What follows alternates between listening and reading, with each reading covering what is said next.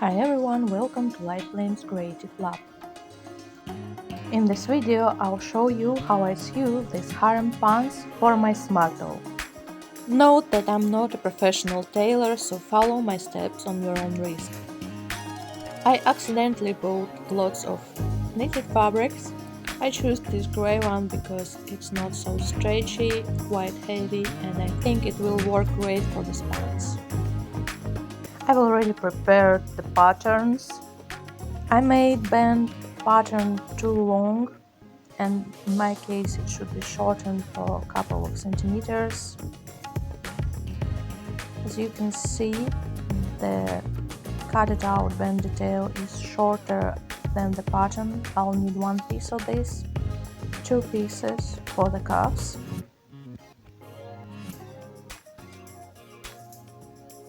four pieces for the pockets,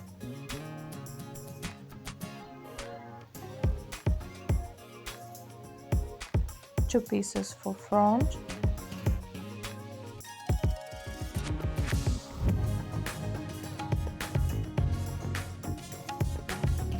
and two pieces for the back.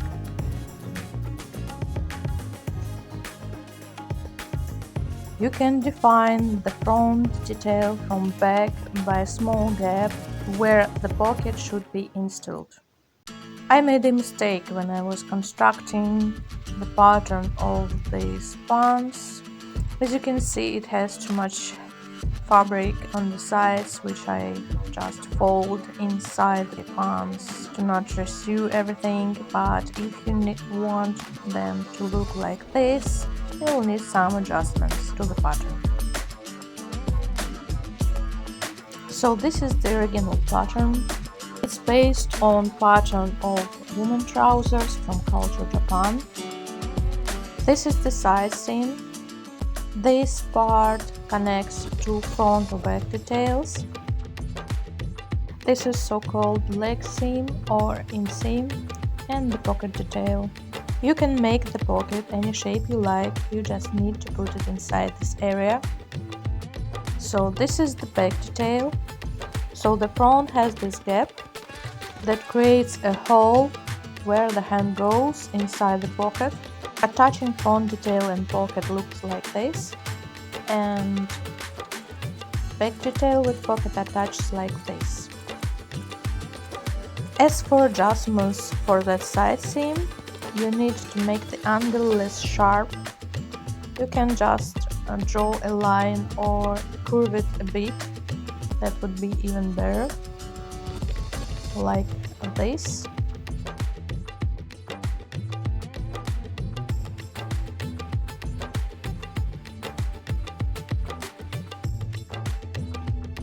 So you start a line out of the pocket hole and draw it to this point, leaving a gap out of the bottom about a couple of centimeters. So it looks like this. I begin sewing by attaching front and pocket details. This is how the seam looks from inside and from the front. I cut it out the extra fabric from the seam and I need to overlock it. My sewing machine chews the fabric, so I hand sew the edges with the stitches that imitates sewing machine stitches. This is how this hand seam looks from front and back. And now I need to put top stitch from the front, but before it I press everything to help myself sewing.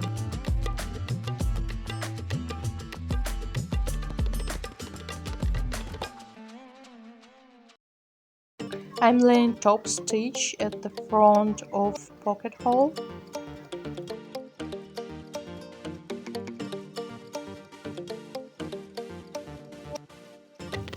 This is how it looks in front and back. After that, I'm attaching together pocket details.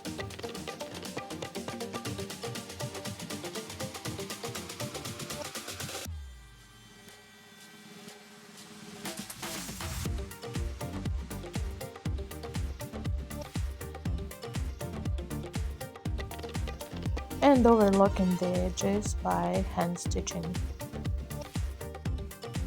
Finally, I decided to change the shape of the pockets.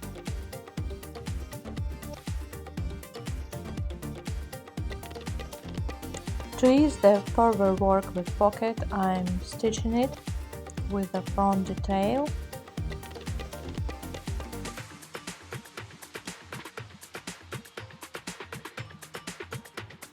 It looks more like a bearing.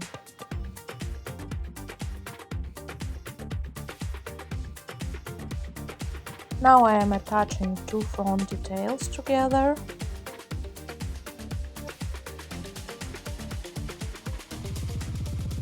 I'm putting a newspaper under just to ease the work with my sewing machine.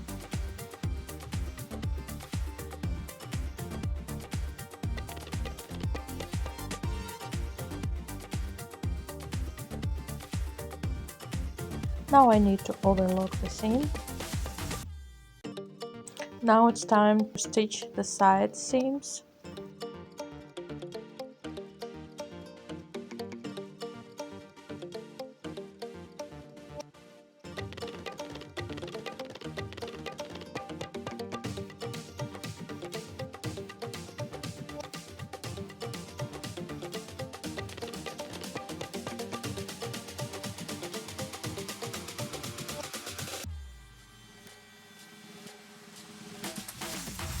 It's too big to fit the camera, but I think you got the point. It's time to attach cuffs and band. As you can see, the band detail is shorter than the width of waist of the pants. So here's what I do to solve this problem. I'm busting the waistline of the pants.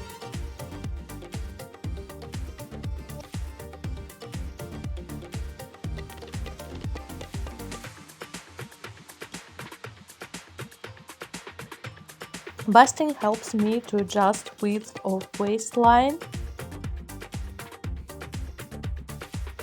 to make it fit with the band. Same principle works for cuffs as well. I mark the center of the band to help myself bust the band and waistline accurately.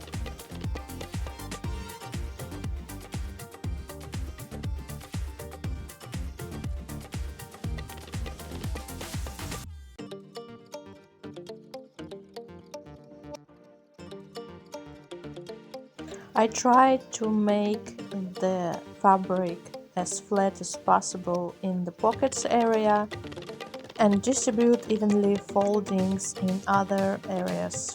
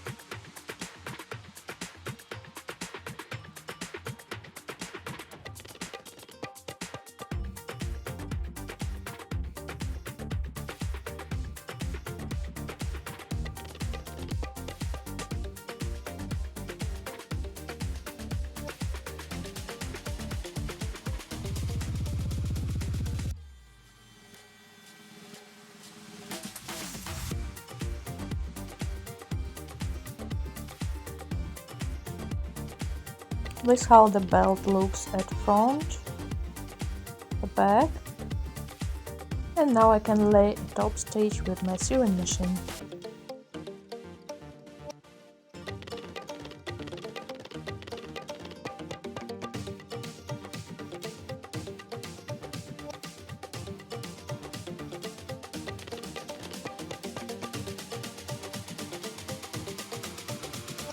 I'm top stitching cuffs.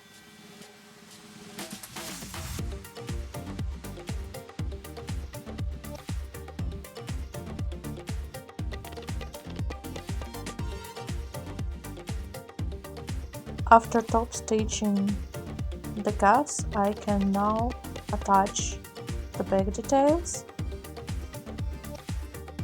To lay the inseam, I accurately pin the cuffs, the area between legs,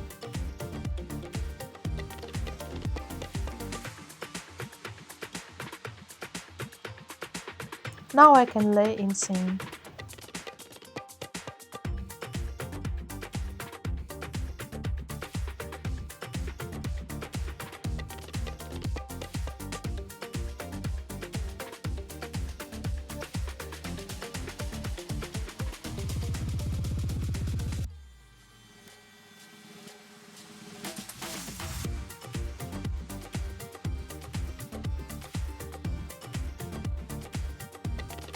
After that, I'm overlocking every seam by hand stitching. This is how my pants looks from inside, back and front. And here's the final look.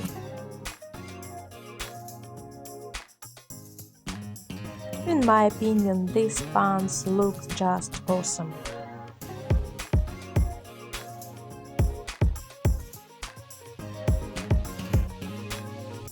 See you soon in new videos. Thanks for watching and bye bye!